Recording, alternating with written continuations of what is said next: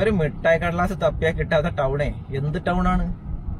കേരളത്തിലുള്ളവരും ഇന്ത്യയിലുള്ളവരും ഒരു പാഠമാക്കേണ്ട ഒരു വീഡിയോ.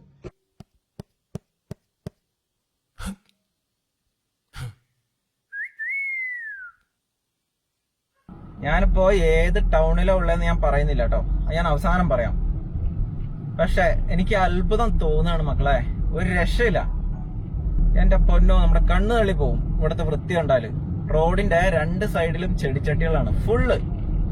ഇവിടെ വൃത്തിയായി നോക്കുന്ന ജീവനക്കാർക്കായാലും അവരുടെ അതോറിറ്റി ആയാലും ഭയങ്കര അഭിനന്ദനം അർഹിക്കുന്നുണ്ട് കേട്ടോ അവര്. ഒരു രക്ഷയില്ല. അവരേത് പാർട്ടിയോ എങ്ങനെയോ ആയിക്കോട്ടെ, അവരതെങ്ങനെ ചെയ്യുന്നു എന്നുള്ളതിലാണ് കാര്യം. സൂപ്പറായിട്ടുണ്ട്, പറയാണ്ടിരിക്കാൻ പറ്റില്ല. ഞാൻ ഇതിന്റെ ഫുൾ വീഡിയോ നിങ്ങൾക്ക് വേണ്ടി ഷൂട്ട് ചെയ്യുന്നുണ്ട് കേട്ടോ. ഞാനൊരു മിഠായി കടലാസ് തപ്പി ഇറങ്ങിയാണ്, സത്യം പറയാലോ. നമുക്ക് നോക്കി നോക്കാം, ഒരു മിഠായി കടലാസ് എങ്കിലും നമുക്ക് ഈ ടൗണിൽ നിന്ന് കണ്ടുപിടിക്കാൻ പറ്റുമോ നമുക്ക് നോക്കി നോക്കാം. എന്തായാലും കിട്ടും, കിട്ടാണ്ടിരിക്കില്ല അല്ലേ? ഒരു ടൗൺ അല്ലേ, ഒരു മുനിസിപ്പാലിറ്റി അല്ലേ, അപ്പൊ എന്തായാലും നമുക്ക് ഒരു മിഠായി കടലാസ് എങ്കിലും കിട്ടും. നമുക്ക് നോക്കാം അല്ലേ? ഇനി ഞാൻ ഇറങ്ങി നടക്കാൻ പോവാണേ. ഇതൊക്കെ കണ്ട ചെടികൾ വെക്കുന്ന നഴ്സറി പോലെ ഉണ്ട് അല്ലേ? പക്ഷെ അതൊന്നും അല്ല കേട്ടോ.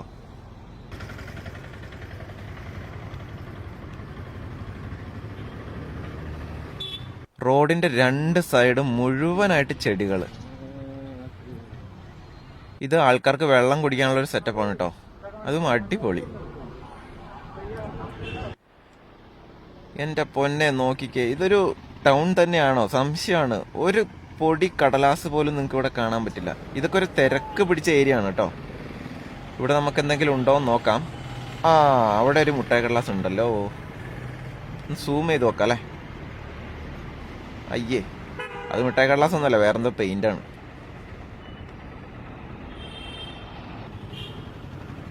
ഞാനിപ്പോൾ കുറേ നേരമായിട്ടോ ഈ ടൗണിൽ തന്നെ. എല്ലായിടത്തും തപ്പാണ്. ഞാൻ മാക്സിമം തിരക്കുള്ള സ്ഥലങ്ങളിലൊക്കെ പോയി നോക്കുകയാണ്, ഒന്നും കാണാൻ കിട്ടുന്നില്ല. നോക്കിക്കേ, ഇങ്ങനെയൊക്കെ സാധാരണ ഒരു ടൗൺ ആണെങ്കിൽ അവിടെ എന്തായാലും നിങ്ങൾക്ക് നിലത്തൊരു കടലാസും കഷ്ണം കാണാൻ പറ്റൂലേ? മുഴുവൻ പൂക്കളാണ്, മൊത്തത്തിലൊരു ഹരിതാഭയാണ്, പച്ചപ്പാണ്. എന്തൊരു ഭംഗിയാണ് നോക്കിക്കേ, അടിപൊളി. ഒരു രക്ഷയില്ല, ഒന്നും പറയാനില്ല. ആ ഒരു മൈൻഡ് സെറ്റായി.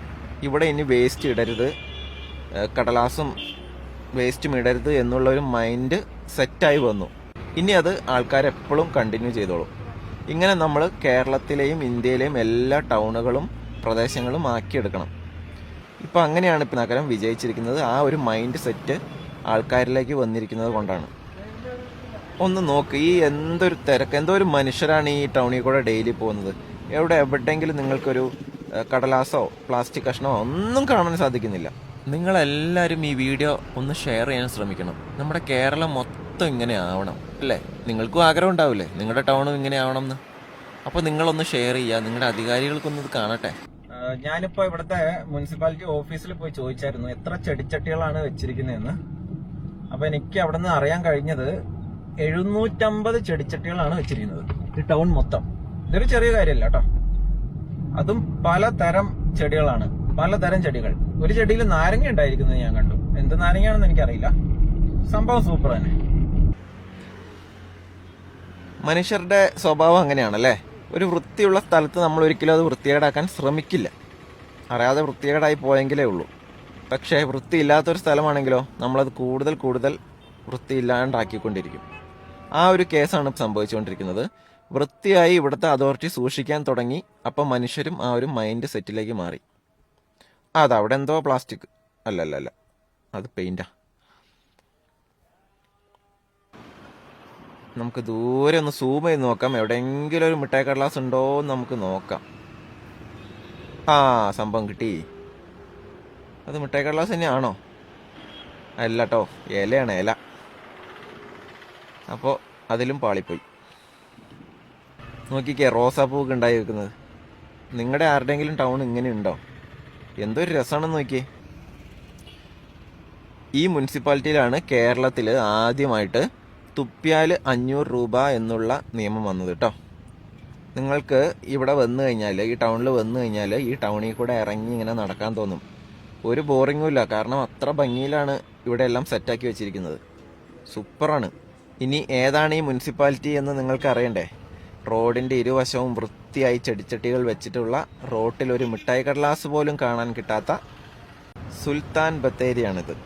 സുൽത്താൻ ബത്തേരി മുനിസിപ്പാലിറ്റി. ഇഷ്ടമായോ നിങ്ങൾക്ക്? ഞാൻ തോൽവി സമ്മതിച്ച്. എന്റെ പൊന്നെ, എനിക്ക് ഒരു മിഠായി കടലാസ് കണ്ടുപിടിക്കാൻ പറ്റിയില്ല ഈ ടൗണിൽ നിന്ന്. അതിശയം തോന്നുന്നു കേട്ടോ. എന്തൊരു വൃത്തിയിലാണ് ഇവർ ഈ ടൗണ് കൊണ്ടുപോകുന്നത്. എന്ത് രസാണ്.